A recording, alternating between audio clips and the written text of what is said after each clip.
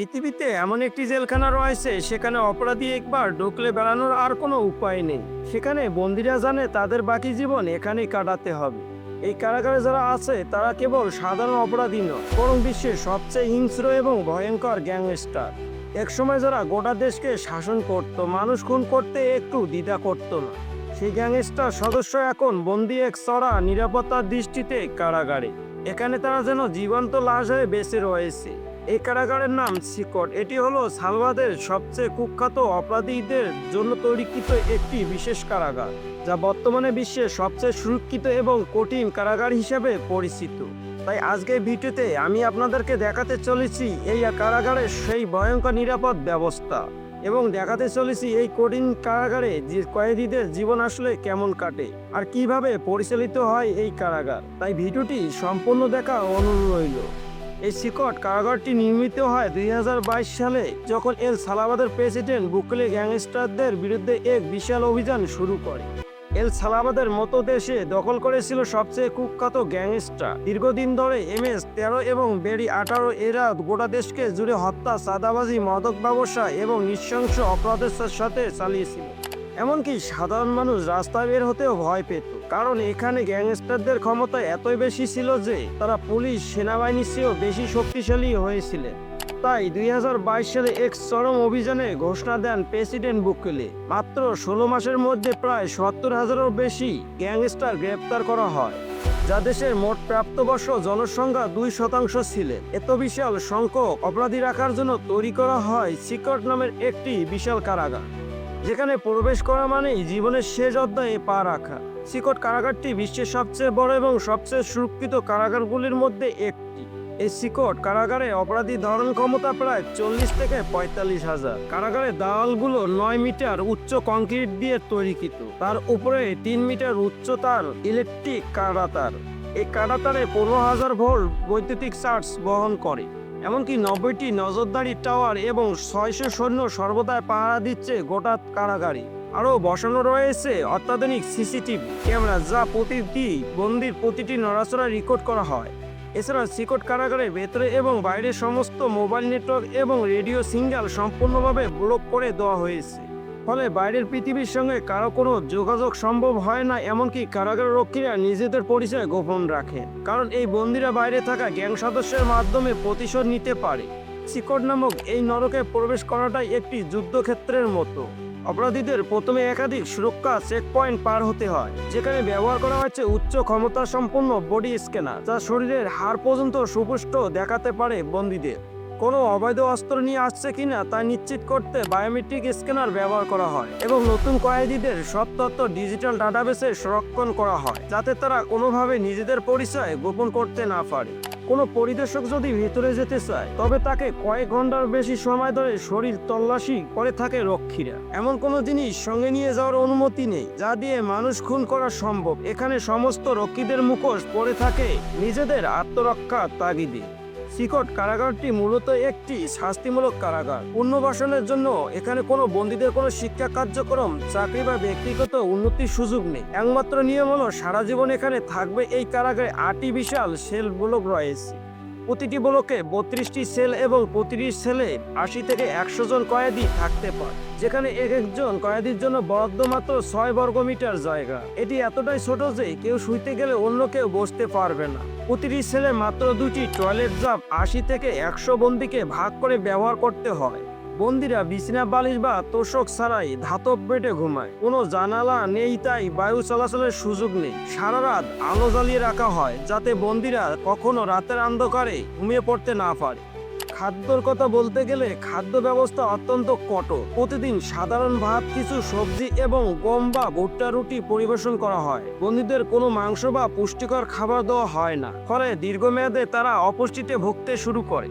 এই সিকটে এমন অনেক কয়েদি গ্যাং লিডার রয়েছে যারা সাক্ষাতে নিজেদের জীবন সম্পর্কে কিছু গোপন কথা শেয়ার করেছে। একজন কয়েদি, যার নাম নিকটন, তিনি বলেছিলেন যে মাত্র 12 বছর বয়সে তিনি এই অপরাধ জগতে প্রবেশ করেন। সে বলে এই সমস্ত গ্যাংয়ে যোগ দিতে হলে প্রথমে নিজের কোনো পরিচিত ব্যক্তিকে হত্যা করতে হয়, যা তার ক্ষেত্রেও এই ঘটনা ঘটেছিল। সে সে নিজের হাতে 55 জনেরও বেশি মানুষকে হত্যা করেছে এবং এখন সারা জীবন এই কারাগারে ছেলে কাটাবে। তার নিজের সন্তান আছে, কিন্তু সে তাকে শেষবার দেখেছিল যখন তার মাত্র 6 বছর বয়স, কিন্তু সেই সন্তান এখন 23 বছরে পেরিয়ে গিয়েছে। কিন্তু তার বাবার সঙ্গে তার হয়তো আর কখনোই দেখা হবে না। শিকড় নিয়ে অনেক তর্ক বিতর্ক তো রয়েছে। একদিকে এটি অপরাধ নির্মূলের অত্যন্ত কার্যকরী প্রমাণিত হয়েছে এল সালভাদর একসময় বিশ্বের সবচেয়ে হিংস্র দেশগুলির মধ্যে একটি ছিল, যেখানে প্রতি বছরে 1 লাখ মানুষের মধ্যে 200 জন খুন হতো। কিন্তু এই সিক্রেট কারাগার চালু হওয়ার পর থেকে এর হার নেমে আসে 10-এ, যা দেশটিকে বিশ্বের অন্যতম নিরাপদ স্থানে পরিণত করেছে।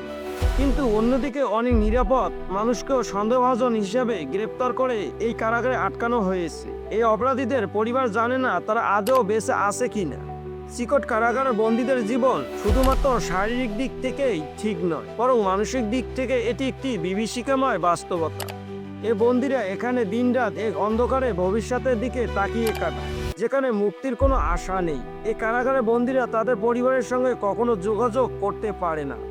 পৃথিবীর অন্যান্য কারাগারের বন্দীরা মাঝে মধ্যে পরিবারের সাথে দেখা করতে পারে, চিঠি লিখতে পারে, এমনকি ফোনেও কথা বলতে পারে। কিন্তু এই চিকট কারাগারে এখানে এই সমস্ত সুযোগ সম্পূর্ণভাবে নিষিদ্ধ করা হয়েছে। এই বন্দীরা তারা জানে না তাদের পরিবার কেমন আছে, আদৌ তারা তাদের খোঁজ রাখে কিনা, নাকি তারা চিরতরে ভুলে গিয়েছে। কারাগারের ভেতরের দিন রাতে ও কোনো পার্থক্য নেই। এই কারাগারে আলো 24 ঘন্টা জ্বালিয়ে রাখা হয়, ফলে বন্দীরা কখনোই প্রকৃতির সময়চক্র অনুভব করতে পারে না। তারা দীর্ঘদিন এভাবে কাটানোর ফলে তারা সময়ের হিসাব ভুলে গিয়েছে, এমনকি ঘুমেরও স্বাভাবিক ছন্দ তাও নষ্ট হয়ে গিয়েছে। এই কারাগারে থাকার ফলে মানসিকভাবে তারা ভেঙেও পড়েছে। এই কারাগারে অপরাধীদের জীবন এতটাই কঠিন যে অনেকে নিজের ভেতরে হারিয়ে গিয়েছে। তারা দেওয়ালের দিকে তাকিয়ে বসে থাকে, কারোর সাথে কথা বলে না, হাসেও না, এমনকি কোনো আবেগ প্রকাশ করে না। অনেকের বুক থেকে সব অনুভূতি হারিয়ে গিয়েছে, তারা যেন একটি রোবটিক শরীরে পরিণত হয়েছে। এই অপরাধীরা এখানে শুধু শাস্তি ভোগ করে না, বরং তাদের মনোবল এবং আশা ধীরে ধীরে বেঁচে থাকার ভেঙে দেওয়া হচ্ছে। বুকলে যখন 2019 সালে এল সালভাদর প্রেসিডেন্ট হিসেবে নির্বাচিত হয়, তখন দেশটি ছিল বিশ্বের সবচেয়ে বিপজ্জনক স্থানগুলির মধ্যে একটি, যেখানে প্রতি 1 লাখ মানুষের মধ্যে 200 জন মানুষ খুন হতো। MS-13 এবং ব্যারি 18 গ্যাংগুলি পুরো দেশটিকে নিয়ন্ত্রণ করেছিলেন। তারা পুলিশ ও সেনাবাহিনীর থেকে বেশি শক্তিশালী হয়ে উঠেছিল। বুকলে ক্ষমতা আসার পর ঘোষণা দেয় এল সালভাদর এখন আর অপরাধীদের সাম্রাজ্য থাকবে না। তাই তো তিনি 2022 সালে দেশব্যাপী গ্যাংস্টারদের আইনের আওতায় আনার ঘোষণা করে এবং মাত্র 15 থেকে 16 মাসের মধ্যে প্রায় 70 থেকে 80 হাজারেরও বেশি অপরাধী গ্রেপ্তার হন। এই নীতির ফলে এল সালভাদর খুনের হার একেবারেই কমে যায় এবং এক ঐতিহাসিক পরিবর্তন ঘটে। কিন্তু প্রশ্ন হলো, এই নীতি কি সত্যি ন্যায় বিচার, নাকি একটি স্বৈরাচারী দমন ব্যবস্থা? চিকটের কঠোর শাসন ব্যবস্থা নিয়ে আন্তর্জাতিক মহলে 2 রকম প্রতিক্রিয়া দেখা দিয়েছে। একদল মানুষ মনে করে এটি একটি সফল অপরাধ দমন কৌশল, কারণ এল সালভাদর একসময় বিশ্বের সবচেয়ে অপরাধ প্রবণ দেশগুলোর মধ্যে একটি ছিল, কিন্তু আজ এটি আমেরিকার অন্যতম নিরাপদ দেশ হিসেবে পরিচিতি অর্জন করেছে। অন্যদিকে মানবাধিকার সংস্থাগুলি দাবি করে এটি মানবাধিকারের চরম লঙ্ঘন করেছে বুকলে, কারণ বহু মানুষের সঠিক অপরাধের প্রমাণ ছাড়াই গ্রেপ্তার হয়েছে এবং অনেক নিরাপদ ব্যক্তি সারা জীবনের জন্য কারাগারে বন্দী হয়েছে। আমেরিকা ও ইউরোপিয়ান বেশ কয়েকটি মানবাধিকার সংস্থা চিকট বন্দীদের জীবনযাত্রাকে মানবাধিকার লঙ্ঘন বলে ঘোষণা করেছে। আর এই মানবাধিকার সংস্থাগুলো মনে করে একটি সমাজ অপরাধ দমন করতে পারে, কিন্তু এটি কখনো মানবাধিকার বিপরীতে যেতে পারে না।